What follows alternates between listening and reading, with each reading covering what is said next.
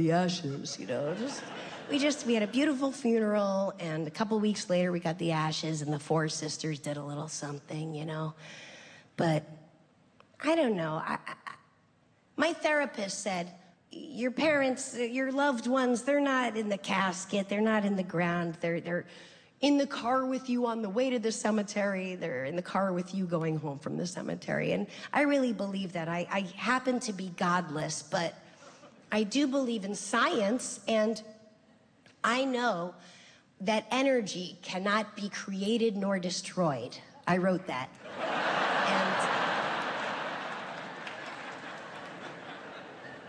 And I believe that. Our loved ones, they're not in the ground or in their bodies anymore. But their energy, their essence, their ness is out there. And I actually think that our loved ones are watching over us, maybe not all the time, but in the important moments, like when we're masturbating or... Oh, Sarah. I don't know why I would say that. I think I need to think that in order to come, but because the show is so sad, and then I worry, and then I go too far the other way, but it's a balance. But I do think that our loved ones are watching over us when we masturbate. As evidenced by the faint, oi! Oi! Oi! Really? Huh. Thanks.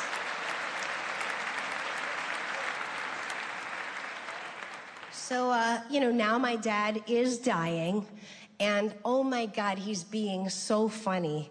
Like, at one point he goes, he musters up all his energy, and he goes, I changed my mind. I want to live. And my sister Susie, the rabbi, goes, ah! And I go, Susie, he's fucking with you. And then Susie came to the show when I was on tour a couple weeks ago, and she came backstage and she goes, are you kidding me? You were the one that gasped, and I was the one that told you he was fucking with you. And then I had to explain to her that, that's not who she is in this.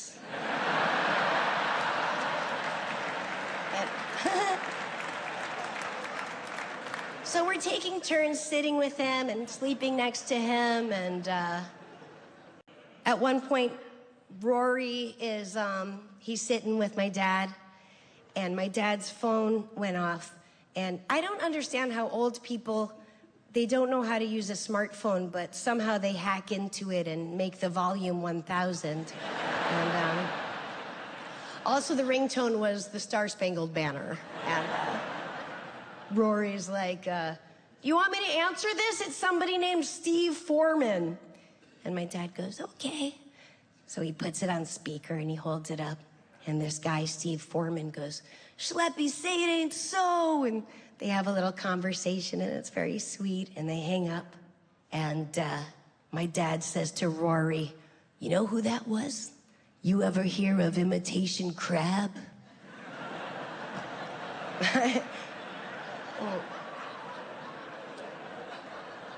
Rory's like, yeah, they put it in sushi sometimes, right? And my dad goes, that guy invented Imitation Crab.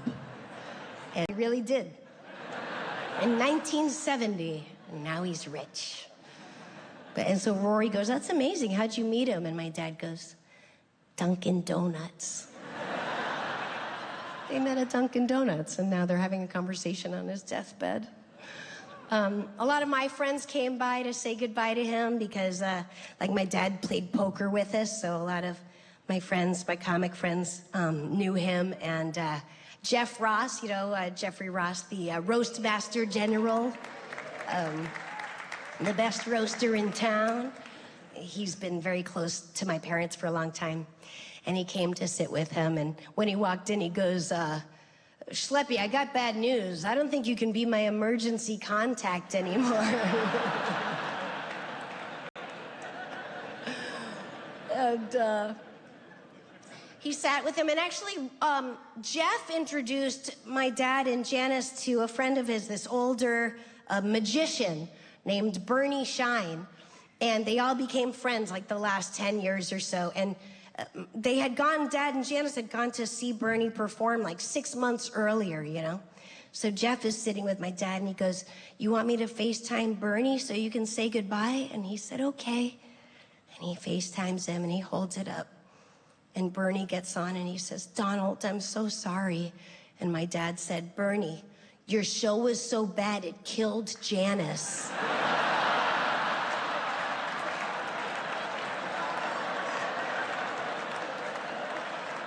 And then he goes, "And I'm not feeling so hot either." He was killing while dying. And he was supposed to, you know, this was supposed to be it. And, you know, it was, I think we reached this time where, like, we had really said it all. And he was, like not dying, you know? And it was honestly getting uncomfortable a little bit. It was awkward. And so I'm sitting with him and, you know, we had said it all. And I said, "I don't know, you want to watch TV?" He goes, "Okay." And we watched, we watched that series Beef, you know, with Ali Wong and Steven Yeun. So fucked up, dark. We love that shit. And it was great. We watched 3 episodes and then I went home to sleep. And so I came in the next morning. I go, "Schleppy, you ready for episode 4? And he goes, "I watched it." "You watched it without me? What? All right, what episode are you on?" He goes, "I binged it all." My dad binged Beef on his deathbed. A billboard for beef, really.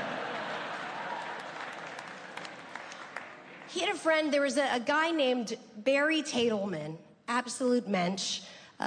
We didn't know him until about 15 years ago. He searched for my dad.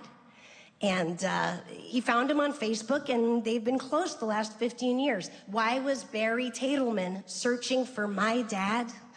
Because my dad was his camp counselor and changed his life. And, you know, ever since he died, all these old men have called into my podcast to say, you know, "Your dad was my camp counselor and changed my life." And, well, he molested them. Relief laugh.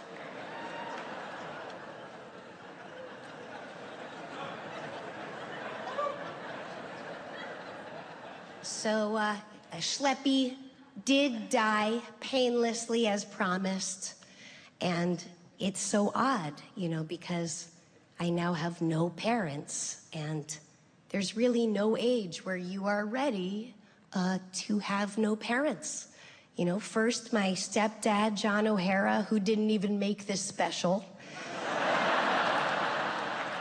So wonderful. And my mother, Beth Ann, who, you know, didn't get away unscathed, per se. Janice, and now my dad. And my experience is like, at first I felt rudderless, I think, you know? And then I kind of felt like identity crisis-y, you know, like, who am I without them, you know? Like who am I without them? And if you ever are wondering who you are, take a look at the ads that are sent to you and only you on your phone. That's who you are. Everybody knows about it now. It's not like, you know, everyone knows targeted ads, like Siri's listening to you and Alexa's listening to you, and everything you type into your search bar gets taken into account and fed to you. But there was a time when this was happening and we were not aware of it. And, you know, like I would look at my phone and be like, "Oh my God, I was just talking about culottes," or whatever. would just pop up, and when I think about that time, I'm so embarrassed at how absolutely indignant I was. You know, I remember saying, I was reading the New York Times op-ed section on my phone, and all of a sudden an ad pops up for ilovecum.com. Children could be reading this. Why would the New York Times sell ad space to these people?